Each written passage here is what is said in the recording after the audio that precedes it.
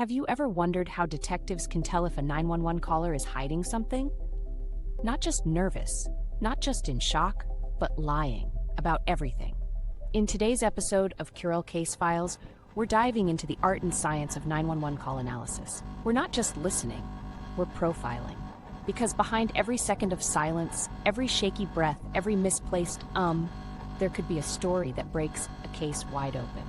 I'm Kami, forensic profiler and co-host here on the channel, and I'll be walking you through how professionals read a 911 call, not just for content, but for context, emotion, timing, deception.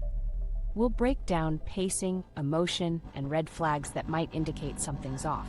Then, I'll walk you through a real call together, with tips to spot suspicious behavior as we go. This is more than just true crime, it's forensic psychology in action. So stay alert and listen closely, because by the end of this episode, you might just start hearing 911 calls differently.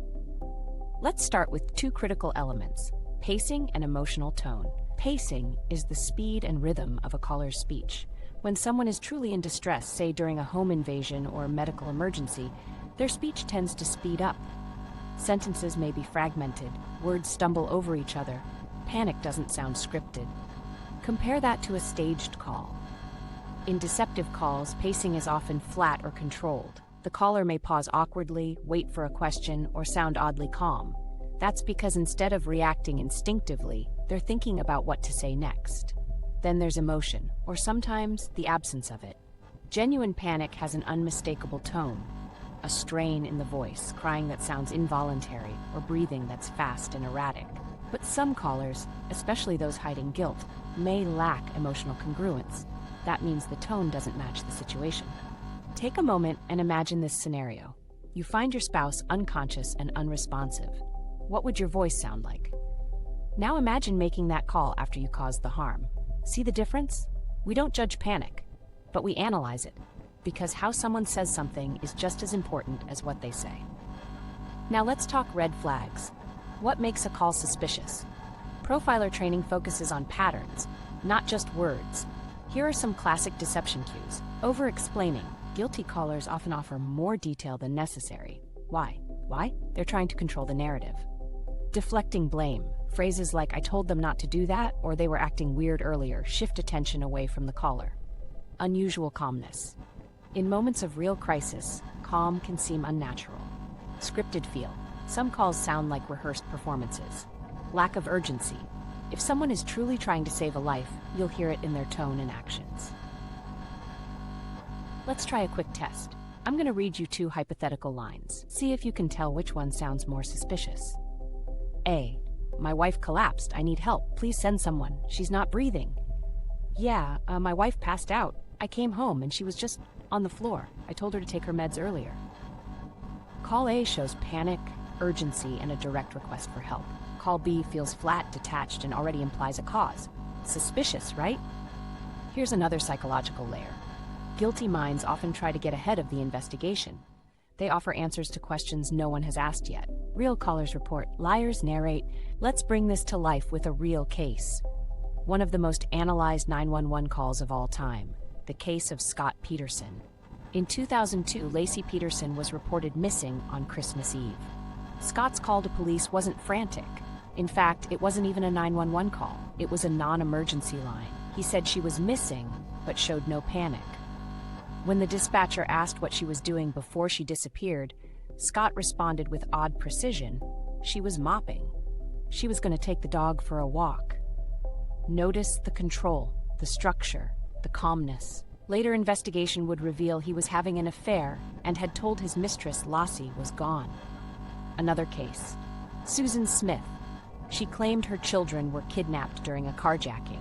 Her 911 call included sobs, but later analysis found they were inconsistent and strategically timed. She even whispered some lines, as if performing grief. In the end, it was revealed she had drowned her children herself. These calls weren't just off, they were performances, and profilers knew it. So what are we listening for? Does the emotion match the situation? Are there too many convenient details? Does the caller try to lead the story instead of just reporting facts? In both cases, the 911 calls weren't the only evidence, but they were early clues that profilers knew how to hear. All right, Now it's your turn to listen like a profiler. I'm going to play an excerpt from a real call. Your job is to listen for signs: pacing, tone, detail, and urgency. Ready? Imaginary call clip simulation narrates it. 911, what is your emergency? Yeah, I came home and found my girlfriend. She's breathing. I tried CPR. I don't know what happened. She was fine this morning. Now listen again. Slowly. Why the hesitation? Why no direct request for help? Why mention that she was fine this morning? Profiler insight, that's a distancing phrase. By saying she was fine earlier, the caller is preloading an alibi window. The before action phrases is also a flag. It may indicate mental rehearsal. Now, imagine this line instead. She's not breathing. I need help now. I'm doing CPR. Please send someone. Hear the difference? In real investigations, even small inconsistencies like this can trigger deeper scrutiny. Now I want to hear from you. What stuck out to you about that call? Would you have flagged it? Drop your thoughts in the comments. We're building a community of critical thinkers. Today, we learned that 911 calls are more than cries for help. They're audio clues, mini confessionals that, when listened to with the right lens, can point to the truth or conceal a lie. We broke down pacing, tone, emotional congruence, and red flags. We explored real cases, and most importantly, we sharpened our ears together. So here's my challenge for you. Next time you hear a 911 call, on the news, in a documentary, or in a case we cover here, don't just listen. Analyze. Question to ponder. If you were in crisis, how would your voice really sound? Be sure to like, comment your insights, and subscribe for more deep dives into the science of truth and deception. I'm Kami, and this has been another episode of Curell Case Files. Stay sharp.